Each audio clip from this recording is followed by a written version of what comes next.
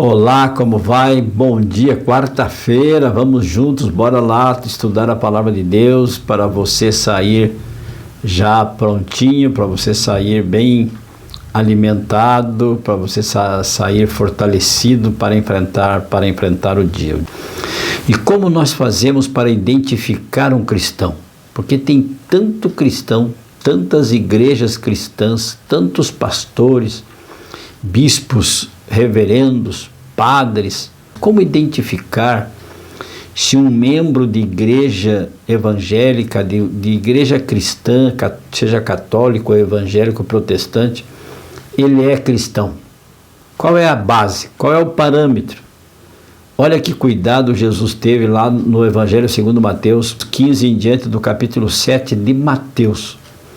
Diz assim, cuidado com os falsos profetas. Então, um verdadeiro profeta é aquele que fala, adianta ao mundo aquilo que Deus diz. Ele revela o que Deus diz para ele, inspirado pelo Espírito Santo de Deus.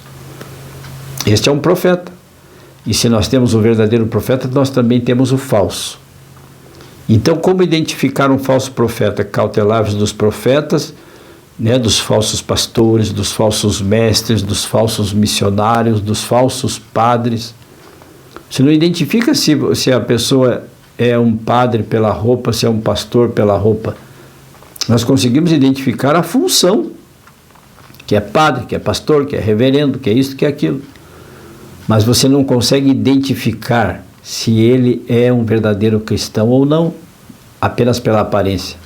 E qual é o parâmetro então, Nelte? Verso 16, a palavra de Deus diz, Jesus está dizendo, pelos seus frutos o conhecereis. E Jesus então indaga para você e para mim, colhem-se porventura uvas dos espinheiros ou figos dos abrolhos? Abrolhos era uma espécie de planta de folha espinhenta que gerava uma flor, produz uma flor amarela.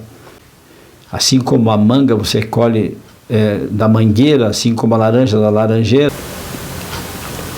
Assim, diz o verso 17, toda árvore boa produz frutos, bons frutos, porém a árvore má produz frutos maus.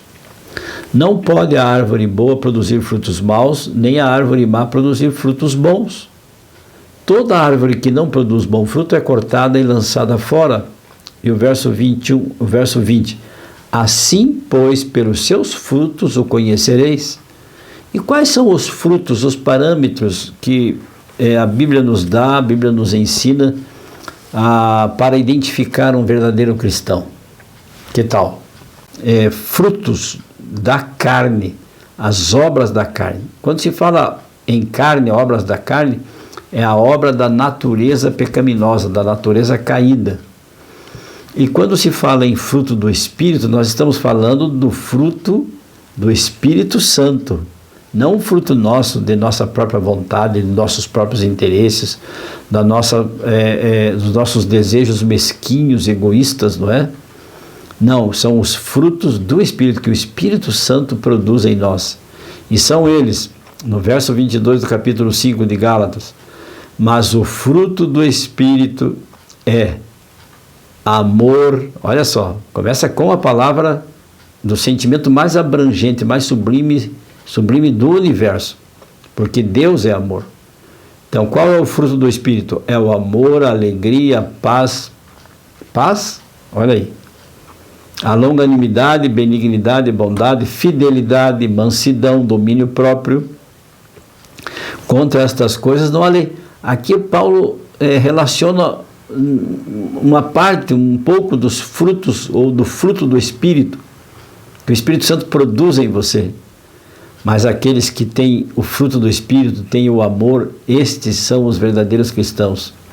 E como saber se uma pessoa tem amor, se uma pessoa é alegre, se ela tem paz? Ora, a Bíblia acabou de nos dizer, pelos seus frutos o conhecerei. pelo resultado das suas ações, como ele trata a sua família, como ele trata a sua esposa, seus filhos, como ele trata os amigos, como ele trata o patrão, como trata os seus empregados, o empregado, como ele trata o seu patrão, sendo honesto, fiel, íntegro ao seu contrato de trabalho, a esposa e o esposo fiel aos seus pactos de casamento, né, de amor, de fidelidade, de honestidade, e assim por diante. É assim que nós identificamos uma pessoa ilibada, honrada, que cumpre os seus deveres, suas obrigações, que fala a verdade, não mente, não é mentiroso, não fala palavrão, né, não fica praguejando as pessoas, invejando as pessoas. São aquelas pessoas que produzem o fruto do Espírito, o amor, são alegres, têm paz. Sabe, existem muitos por aí, cristãos travestidos de ovelhas, pessoas que se dizem ser cristãs, se escondem atrás da Bíblia, da palavra de Deus, falsos pastores, falsos mestres, ficam dizendo que profetizam, tem uma profecia, Deus me deu uma profecia contra você. Por que essas pessoas ficam dizendo que tem profecia, que Deus revelou profecia para ele a respeito de uma determinada pessoa, se a palavra de Deus nos revela tudo o que precisamos para sermos salvos? Aqui está o caminho da verdade e a vida. E conhecereis a verdade vos libertará. Está na Bíblia, está na palavra de Deus. Não precisa alguém vir dizer assim: olha, eu tive uma revelação sobre você, isso e aquilo, e daí a pessoa acaba, nossa, então Deus falou com você. Deus fala conosco através da palavra dele, através da oração, quando nós oramos para ele. Não precisa ninguém, nenhum pastor, nem o meu irmão da igreja vir dizer assim: tive uma revelação a teu respeito. Cuidado com essas pessoas. Cuidado com as pessoas que são cheias de revelações, cheias de sonhos. Verifique os seus frutos, quais são os frutos do Espírito que ela produz, que ela gera, como ela é em casa, como ela é no trabalho, como ela é com os amigos, como ela é na igreja. Não adianta ser bonzinho na igreja e lá em casa ser maldoso, ser ríspido, ser mau,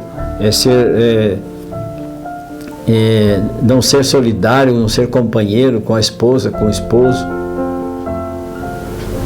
Cristo transforma as pessoas e então elas produzem o fruto do Espírito, porque Jesus diz: pelos seus frutos o conhecereis.